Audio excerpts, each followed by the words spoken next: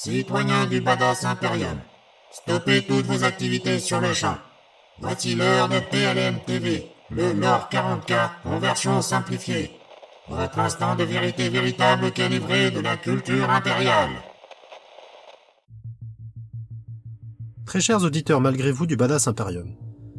De vos grippins aux immenses vaisseaux impériaux, en passant par vos implants cybernétiques, tout ce qui fait partie de notre technologie provient des forges de l'Adeptus Mechanicus, ou communément appelé le Ferraeus Bricolus. Vous vous demandez alors, quels sont donc les secrets autour de cet étrange culte que j'ai à vous révéler? Eh bien, les voici.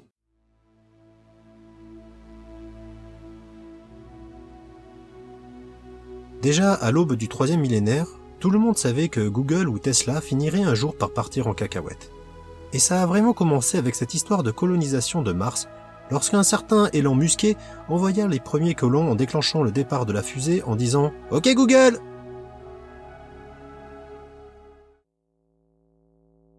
Grand saut en avant dans le temps, nous voici au 41e millénaire, Papy Lamandal est resté coincé dans une cuve de bière depuis 10 000 ans, car il a trop fêté la branlée qu'il a collée à son fils les deux mains dans le dos. Oui, c'est la version officieuse. Pour l'officiel, c'est Roger Bornet le planqué derrière son mur jaune et Robert Guillaume le balai bleu dans les fesses qui ont inventé cette histoire de blessure grave, de trône d'or, tout ça.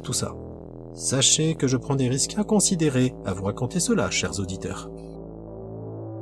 Mais revenons sur Mars. Donc, la racine carrée logarithmique de Google et Tesla qui font des bébés pendant 38 millénaires est égale à l'Adeptus Mechanicus. Le transhumanisme poussé à l'extrême où la chair est faible. De quoi faire péter un câble aux militants bien pensants, social justice warrior du 3e millénaire. D'ailleurs, voyez ce qu'ils en ont fait de ces militants aujourd'hui.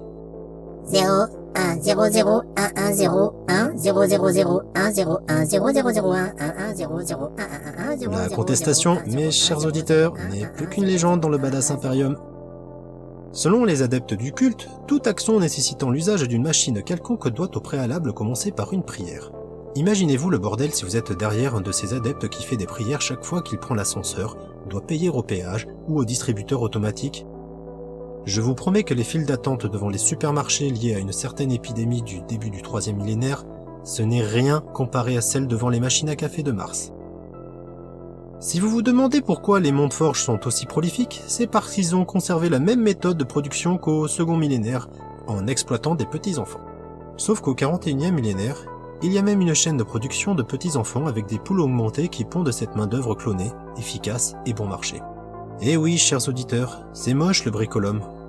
En même temps, il ne faut pas en attendre moins de la part d'individus qui croient fermement qu'une carcasse de camion crasseuse au fond d'une grotte est leur soi-disant « Dieu-machine ». Non mais sérieusement, qui peut croire à une telle ânerie pareille? Et quand Papy Lamandal s'est pointé en disant « Je suis l'Omni-Messie !» Ces guignols, ils y ont cru direct. Quelle bande de tocards. Mais comment il les a roulés dans la graisse à piston, le patron? Je m'échappe, chers auditeurs. La foudre inquisitrice n'est pas loin de s'abattre sur moi une fois de plus. Ces abrutis n'ont toujours pas accepté que ce que je fais est sur ordre officiel de notre badass de grand chef à tous. Votre émission s'achève maintenant et je vous dis à bientôt pour un prochain sujet de culture impériale. Si je me suis pas fait choper par les gros malades.